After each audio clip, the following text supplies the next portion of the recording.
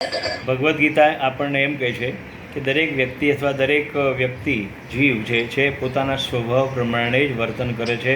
સત્વવાળા સત્વની પ્રવૃત્તિઓ વધારે કરે છે, રજસવાળા રજસની એક્ટિવિટી વધારે કરે છે, તામસિકવાળાઓ તામસમાં જ રહેલા છે, જેને હિંસા કરવી, પાપ કરવી, દુષ્કૃત્ય કરવા, ચોરી કરવી, લૂંટફાટ કરવી, જૂઠ્ઠું બોલવું, એકબીજાને અથડાવી દેવા, આ બધા તામસિક વૃત્તિના માણસો છે. અને એના કાર્યો પણ એ પોતે રીતે જ કરતો રહે છે અને એનો વિનાશ એમ જ થઈ જાય છે.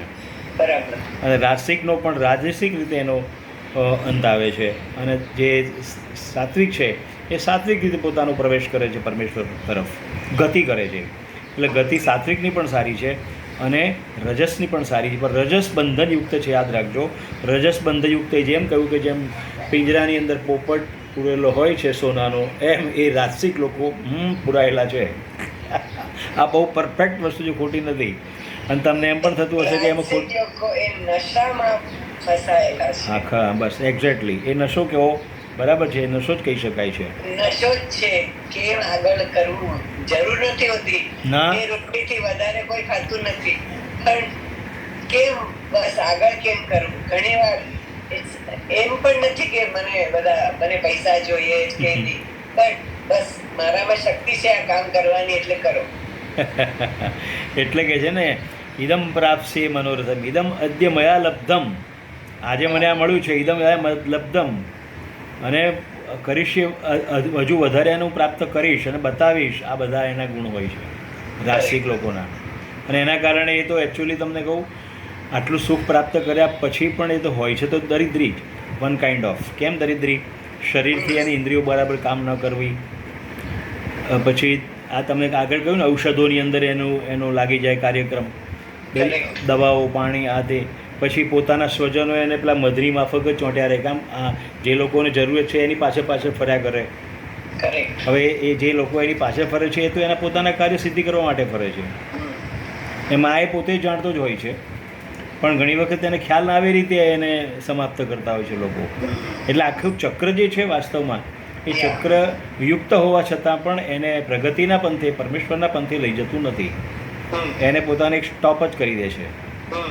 તો પરમેશ્વરની આ લીલા તમે જુઓ કે કૌરવો અને પાંડવો બંને સુખી છે. આમ તો કૌરવો અને પાંડવો એક રીતે રાજ્ય કરતા હતા, એમાં કોઈ વાંધો હતો જ નહીં, પરંતુ પ્રવેશ કર્યો અભિમાનીના અહંકારે. અને ત્યારબાદ જે શરૂઆત થઈ એ, અને મહાભારતના મૂળમાં તમે જાઓ તો શાંતનુ જે છે મત્સ્યકન્યાની સાથે લોભાય છે. રાણીઓ તો એના ઘરે આમ જુઓ તો 5-10 બીજા હોઈ શકે છે. અને સંસ્કારોની દ્રષ્ટિએ ઊંચી વાત કરતા હોય રાજાઓ, તો એ બાજુ દ્રષ્ટિ કરવાની શું જરૂર હતી? છતાં પણ એ તમે જો આખો ક્રમ બતાવ્યો છે કે મત્સ્યકન્યાના કારણે એને ઘરમાં એમ કહે છે કે ભીષ્મને હું તો પેલી એમ કહે છે કે મારા સંતાનો જ રાજા થવા જોઈએ, નહીં તો હું તમારી સાથે લગ્ન નહીં કરું, તમારી સાથે પ્રેમ મને નથી. આ ભાઈ તો એકદમ વિહ્વળ થઈ જાય છે શાંતનુ, ખબર છે ને. અને શાંતનુ રહી શકતા નથી. અને ભીષ્મને જ્યારે અભિષેક કરવામાં આવે છે, ભીષ્મ પિતાના મુખ સમજ જુએ છે, કેમ આટલા તમે આમ દેખાવ છો, ઉદાસ કેમ છો? તમે તો શૌર્યવાન છો અને શું તમને પ્રાપ્ત ના થઈ શકે? તમે ધારો તો આ ધરતીને પ્રાપ્ત કરી શકો એમ છો, કેમ આમ બોલતા નથી? પછી એને ખબર પડે છે કે ઓ, મારા પિતાને સત્યવતી સાથે આ રીતનો સ્નેહ લાગેલો છે અને એના કારણે એ મારી સાથે આ રાજ્ય સાથે આવો વ્યવહાર કરે છે. એટલે ભીષ્મ પ્રતિજ્ઞા કરે છે એ વખતે કે હું લગ્ન પણ નહીં કરું અને રાજાશાહી પણ રાજા પણ નહીં થવું. અને પ્રોમિસ ભીષ્મ પ્રતિજ્ઞા થાય છે, બરાબર. અને પછી આખું જો પ્રકરણ તમે જુઓ તો ભીષ્મને પણ નિર્દોષ થતો છતાં પણ એને તો કેવી બધી સ્થિતિ આવે છે. અને એ એક વચન પાળવા માટે છે કે આખું મહાભારત ક્યાંથી ક્યાં ખેંચી જાય છે. તમે એની જુઓ તો આ મૂળ જોવા જાઓ તમે તો ત્યાંથી આસક્તિથી શરૂ થયું છે, બરાબર. અને એ આસક્તિએ પછી સંસારમાં કેવી ઉપસ્થિતિ કરી, નિર્માણ કરી પરિસ્થિતિઓ. એ પછી વિચિત્ર વીર્યા, અને પછી એના 2 સંતાન થાય છે, પાંડુ અને પેલો ધૃતરાષ્ટ્ર. અને આ પછી એ બંનેની જે વાત છે તમે તો જાણતા છો, મહાભારત જેણે વાંચ્યું જોયું હોય. મારી પાસે તો આખી મહાભારતની કથા પણ હું કરી શકું એમ છું, આખી. પણ આપણો વિષય બીજો છે. પણ કહેવાનો અર્થ આની સાથે સંકળાયેલો છે કે ભીષ્મ પિતામહની સાથે સંકળાયેલી ભગવદ્ ગીતા છે, કારણ કે એમના જ પર્વની અંદર ભગવદ્ ગીતાનો પ્રારંભ થયો છે. બરાબર છે. તો ભગવદ્ ગીતા અને મહાભારત તે તો સંકળાયેલા છે એકબીજાની સાથે, તો આ વાત કરી શકાય. બરાબર. સ્વભાવ વસ્તુ પ્રવર્તતે આવી ગયો અહીંયા. પેલાનો સ્વભાવ જો સત્યવતીમાં ના થયો હોત, આસક્તિ ન થઈ હોત, તો બધું બરાબર ચાલી રહેલું. અને એ વખતે પણ અચ્છા, બીજા બૌદ્ધિક લોકોનો પ્રશ્ન એ પણ છે કે આવડા મોટા રાજા તો સમજી શકતા હતા ને આ બધું આગળ, તો એ તો આમ સ્ટોપ કરી શકતા હતા વાસ્તવમાં, કે આગે જરૂર નથી. પણ તમે વિચાર કરો, મોહ અને આસક્તિ કેટલી ખતરનાક વસ્તુ છે. એ માણસને ક્યાંથી ક્યાં લઈ જાય છે. અરે ઋષિ મુનિઓ બિચારા છેક સુધી તપ કરી કરીને છેક સુધી પહોંચી જાય છે, પણ એક ક્ષણની અંદર ધામ દઈ નીચે આવી જાય છે. અપ્સરાઓની વાત આવે છે ને, તો એ કોનું કામ છે? આ બધું કામનું કામ છે. કોણ કરે છે આ બધું? કામ. હવે એ કામ કેટલો ખતરનાક છે એ તો જે સમજે એને માટે છે આ બધું. એટલે કે છે કે નાદત્તે કસ્યચિત પાપમ નૈવ ન ચૈવ સુકૃતમ વિભુઃ અજ્ઞાનેનાવૃત્તમ જ્ઞાનમ તેન મોહ્યંતિ જંતવઃ. બરાબર. નાદત્તે કસ્યચિત પાપમ, પણ કેવો તે વિભુ પરમેશ્વર કેવા છે? આત્મા પરમાત્મા કેવા છે? કસ્યચિત પાપમ ન આદત્તે, કોઈનું પાપ તે ગ્રહણ કરતા નથી. અચ્છા, કોઈ એમ સમજે કે હું પાપ અને પુણ્ય પરમેશ્વરને અર્પણ કરી દઉં છું તો વાત ખોટી. કે મેં કંઈ તને નહોતું કહ્યું કે પાપ પુણ્ય તું કર ને પુણ્ય પણ કર ને પાપ પણ કર. તારા સ્વભાવના કારણે તે આ બધું માંડેલું, હવે પૂરું કર. બરાબર. પણ એ આવશે, એની કરુણાનો વિષય અહીંયા આવે છે, દયાનો, અને એ ભાવ આગળના અધ્યાયમાં આવે છે. ત્યારે તમે એમ કહો છો ઈશ્વરભાઈ તો પછી આગળનું જ્ઞાન તો બધું એની મેળે ખતમ થઈ ગયું, વાત પૂરી થઈ ગઈ. ના, એવું નથી. જ્ઞાન અને ભક્તિનો સંયોગ પરમેશ્વર અહીંયા કરાવવાના છે. હા, એ આગળના અધ્યાયમાં આવશે, 7મા અધ્યાયથી શરૂ થશે. હા, તો વિભુઃ એટલે પરમાત્મા, સર્વવ્યાપી. કેવા છે? હવે મને કોઈ પૂછ્યું સર્વવ્યાપી એટલે શું અને સર્વોપરી એટલે શું? સર્વવ્યાપી એટલે everywhere, not everything. Everywhere. But how what is the definition of the everywhere? Can you explain any, because you have some knowledge this type of, you must have to say I can explain sir કે આને કહેવાય સર્વવ્યાપી. વાયુ છે સર્વવ્યાપી છે. વાયુ સર્વ એ જ કણ કણમાં, દરેક રગરગમાં, દરેક અંશમાં, બધે જ છે ને, સર્વવ્યાપી છે.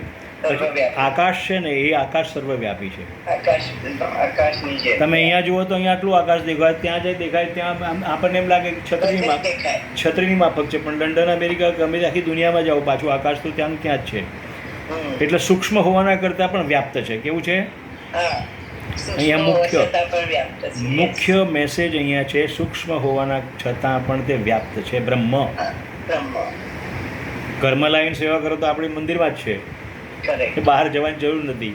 પછી બહાર જઈને તીર્થમાં જઈને દર્શન કરો તો હા, તીર્થમાં પણ છે, ત્યાં શ્રદ્ધાથી દર્શન થાય છે પાછા. તો એક હોવા છતાં અનેક છે, અને અનેક હોવા છતાં તે એક છે, તે બ્રહ્મ છે.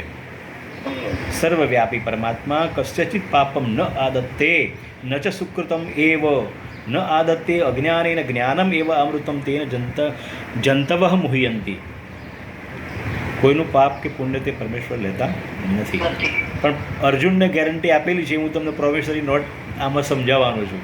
આવું કયા પછી પણ પરમેશ્વરે પોતાના સ્વજનો અને પોતાના ભક્ત માટે આ બધી પ્રતિજ્ઞાઓ તોડી છે. એનો ઢગલો છે પાછળ. એ તમને સમજાવવામાં આવશે, કારણ કે જ્ઞાન અને તત્વ, જ્ઞાન અને ભક્તિની વાત આગળ આવશે. અને ગીતાનો અર્થ જ એ છે કે જ્ઞાન, શક્તિ અને ભક્તિ આ સાથેનો સમન્વય. પ્રેમ, કરુણા, દયા આ બધી સાથે છે. પ્રેમ મુખ્ય છે, સત્ય મુખ્ય છે, સત્ય મુખ્ય છે, પછી આવે છે પ્રેમ, અને પછી આવે છે કરુણા. આ 3 વસ્તુ સંકળાયેલી છે. બરાબર. પ્રેમ, સત્ય, પ્રેમ અને કરુણા. અને સત્યના કારણે પરમાત્મા પ્રેમ કરે છે અને પ્રેમના કારણે કરુણા ઉપજે છે એના ઉપર, ભક્ત ઉપર. જંતવહ મુહ્યંતી, જંતુઓ એટલે સામાન્ય સજ્જનો, સામાન્ય માણસો. હા, એ કામ કરે છે.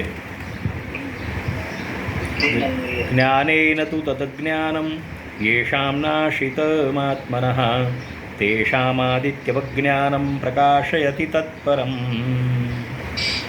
બરાબર. તું એટલે પરંતુ, યેષામ એટલે જેઓમાં, તત એટલે તે, આત્મનઃ અજ્ઞાનમ. બરાબર. આત્માનું જેને અજ્ઞાન છે તે જ્ઞાનેન નાશિતમ, જ્ઞાન દ્વારા આત્માનું જ્ઞાન તે નાશ કરે છે. અનાત્માનું જે જ્ઞાન થયું હોય, કંઈ છે જ નહીં આ બધી દુનિયાની અંદર, એવો ભાવ જેને પ્રગટ થયો હોય અજ્ઞાનનો, એ પરમાત્મા એને એના અજ્ઞાનને દૂર કરે છે. જ્ઞાનેન, કોના દ્વારા?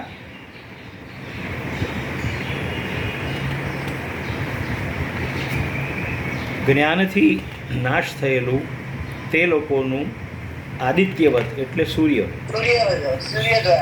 દ્વારા. હા, જો તેનું એ તત્વજ્ઞાન જે છે એ સૂર્યની માફક પ્રકાશિત કરે છે એમ કહેવાનો અર્થ છે. કોનું? તે સાધક માટેનું છે.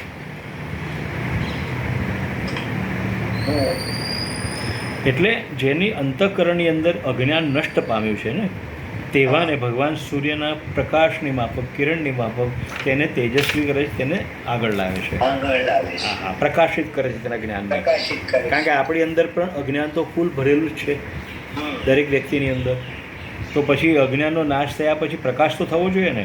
તો ભગવાન દ્રષ્ટાંત આપે કે સૂર્ય જેમ પ્રકાશિત કરે છે આખા વિશ્વને, તેમ એ આત્માને, એ અજ્ઞાનીનું જ્ઞાનને પણ જાગૃત કરે છે. ફરી ટચની સ્થિતિ પાછી આવી અહીંયા. બરાબર. શું કે ભાઈ જ્યાં સુધી સ્પર્શ ન થાય, ટચ ન થાય, ત્યાં સુધી કોમ્પ્યુટર અને મોબાઈલ ના ચાલે. એ જ પ્રમાણે એ જ્ઞાન વિજ્ઞાનને પણ પરમેશ્વર એમ કહે છે કે હું એના અજ્ઞાનને નાશ કરું છું, એના અજ્ઞાનને પ્રકાશયથી, સૂર્યની માફક પ્રકાશિત કરું છું. હા, ઓકે. આગળ તદ્વિદ્યુસ તદત્તા. ઓકે, 5 વાગી ગયા છે. ઓલરાઈટ. જો તમારે જે તમારે કરી શકો, હા ચોક્કસ જાઓ. અને આપણે શુક્રવારે મળીએ છીએ. શુક્રવારે આપણે જ્યારે મળીશું ને